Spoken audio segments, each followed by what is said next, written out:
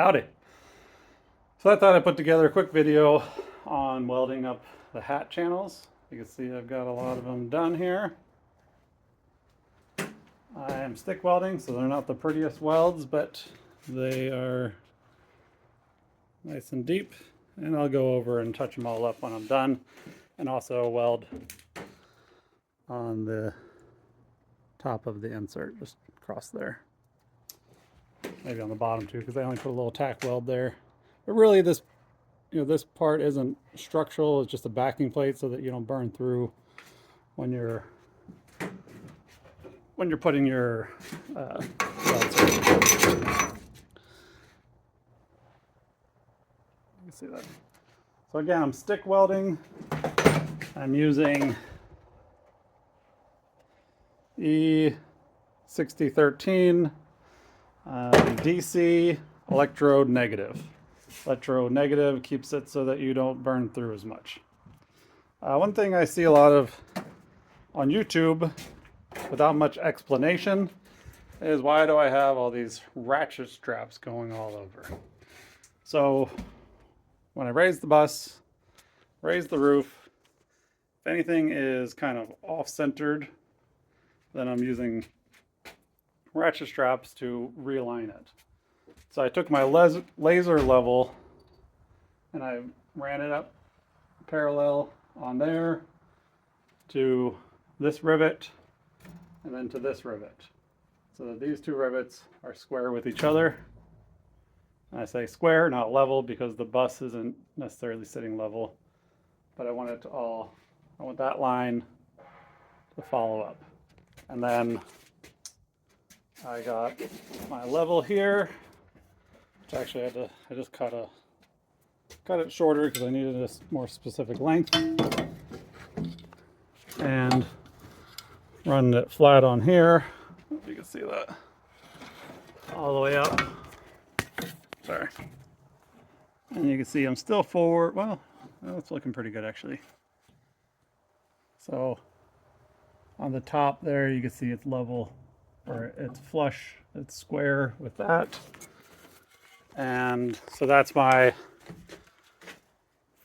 front and back, and then that's in the middle there is my side to side. And doing the same thing on this side here with this hat channel. And running that, making sure that is just right. So everything the top needed to be pulled forward a little bit and pulled to the right a little bit. And I did that after welding in some supports and removing a couple of my braces. Then to get the supports nice and straight, this is what I found to be working pretty well. I was doing before, I was just clamping them in and eyeballing it with a level and making adjustments, pulling and pushing whatever I needed to get it to be right. But I found that clamping this on here, flush on there, flush on there, and clamping that on there. I need two on the bottom a couple of the times. That gets that pretty straight on there, and then I can bang this into here.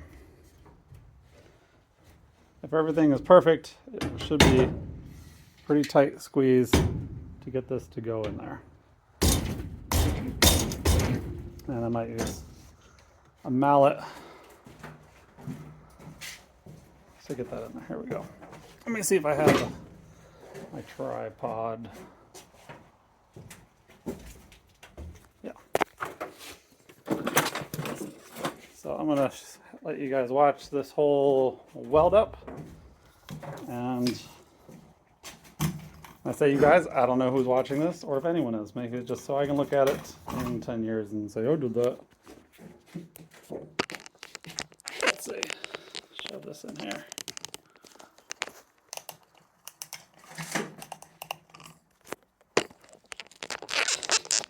There we go.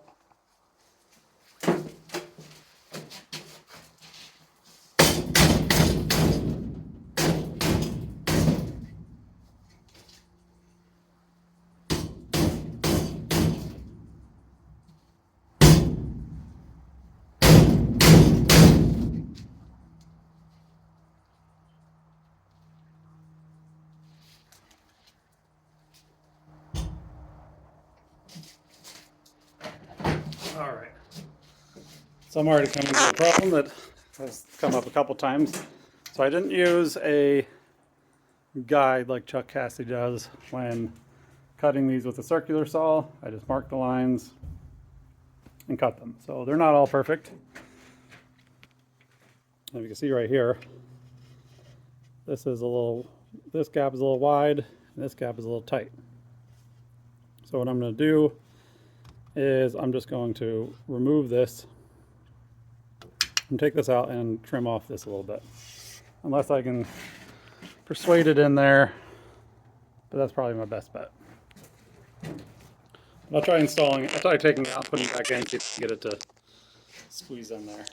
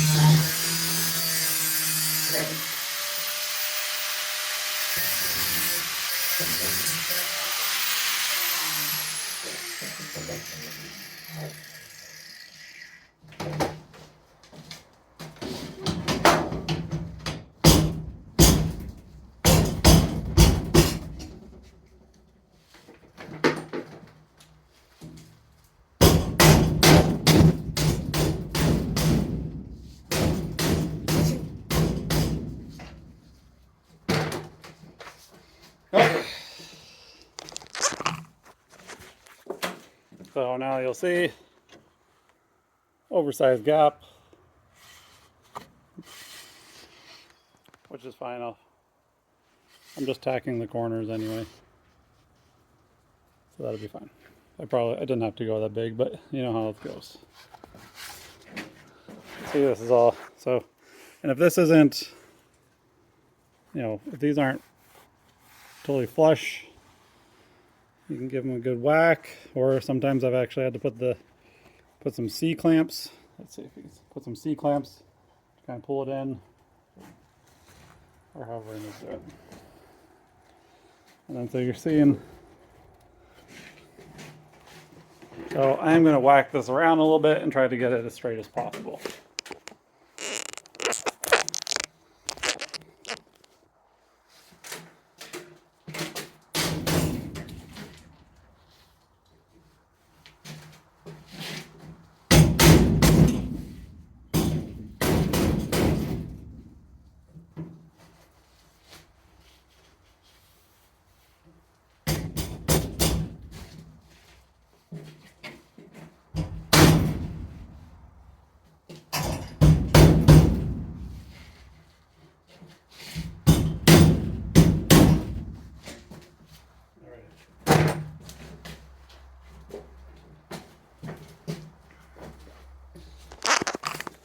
While I'm at it, I'll show off my little welder here. This is a Canadian brand. It's a was that backwards? I think it's mirrored. Tooleum. It's a TL-6T5200. So it is a plasma cutter, TIG welder, stick welder. It can be plugged into 110 or 240. I'm currently running it on 110, and I'm only running the stick welder. I haven't finished setting up the plasma cutter or the TIG welder. I do have the gas. Actually, I think I'm all set up for the TIG welding, just not the plasma. I need another fitting for that. But so far I haven't needed to do any TIG welding, but I hope to have some TIG welding in this project at some point. So I'm going to turn it on. Oh, I'm going to plug it in first.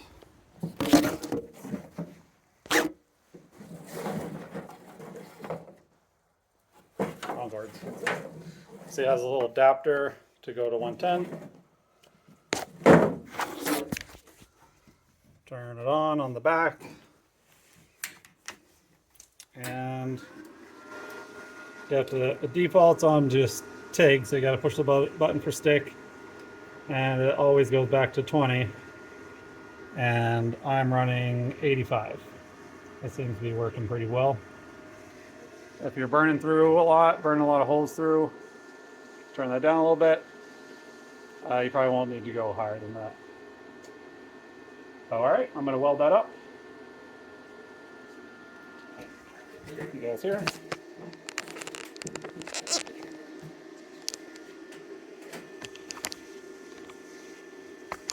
Hopefully you can see what is going on.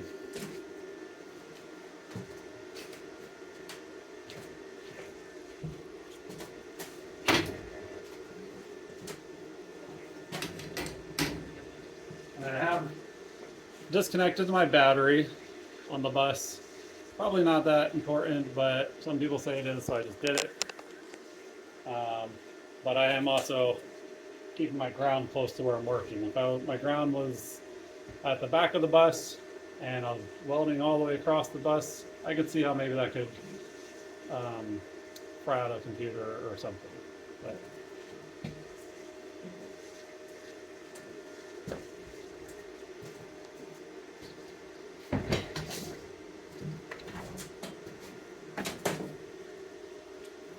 I suck at editing, so I'm probably going to just leave this as one long video. And you get what you get.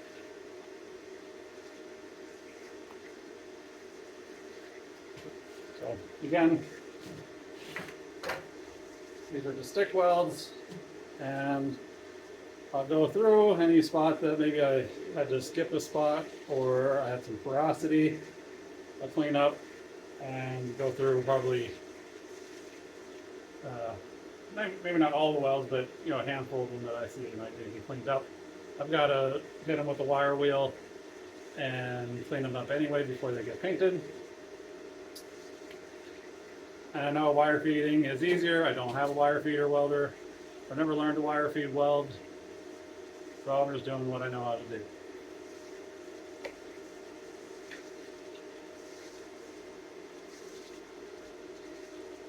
Yeah.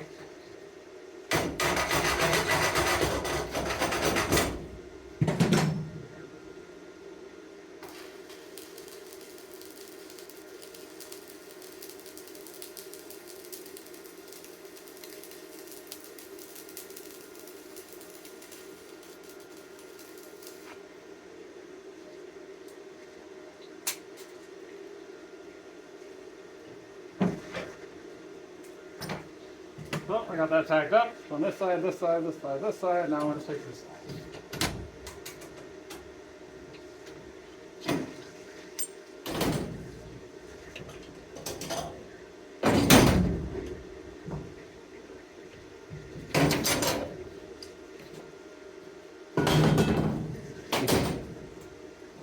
Get over here and eyeball it. Looks good enough for me.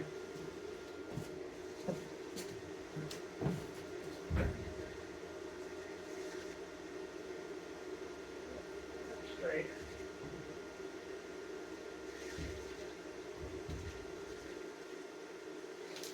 So it might even have a little curve right here. If I need to later when all this is done, we go through each one and make sure everything looks good. If I have to use a little persuasion, it's only sheet metal, I can make that and get it into shape, I think. Looks pretty good.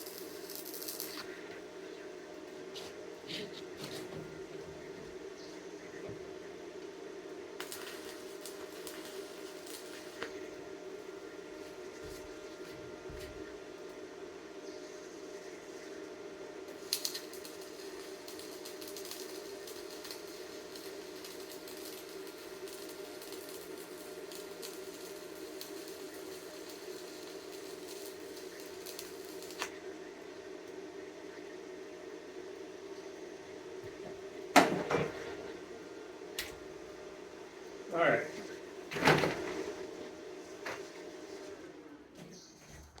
So one thing to consider too is that this is galvanized under here, and galvanized is very toxic. Yeah, so hopefully that's not hurting me.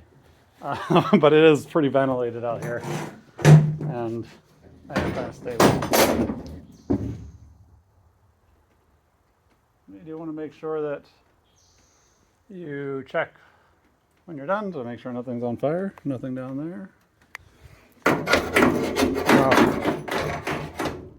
clean off the slag, and you can see here I didn't clean the slag off on this run before I did this run. So now when I got to the end where the two met, I got porosity. That's not, you don't get slag with wire feed welding because you use a gas for your shielding. On stick welding, really close there, you see this rod. This is the actual metal, and then this is a ceramic coating. And when the ceramic coating burns off, it creates a shielding gas that protects your weld pool, and it forms slag on the surface of your weld. So if you look at that weld, I cleaned off the slag on this side, and you can still see the slag on that side. But it just chips off with the hammer. You can see this one's still, where is it? Slag.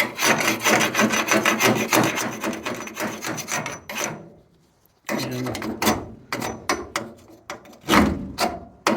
no slag. And you can see the heat is getting through on the inside, so I have good penetration. You can even see on this side where I just tack the ends of there, where I can all the way through.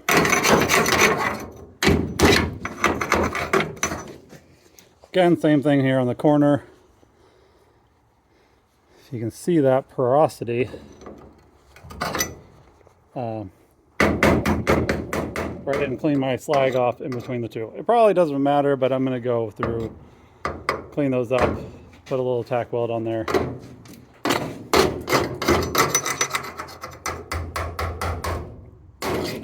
But those are all pretty solid.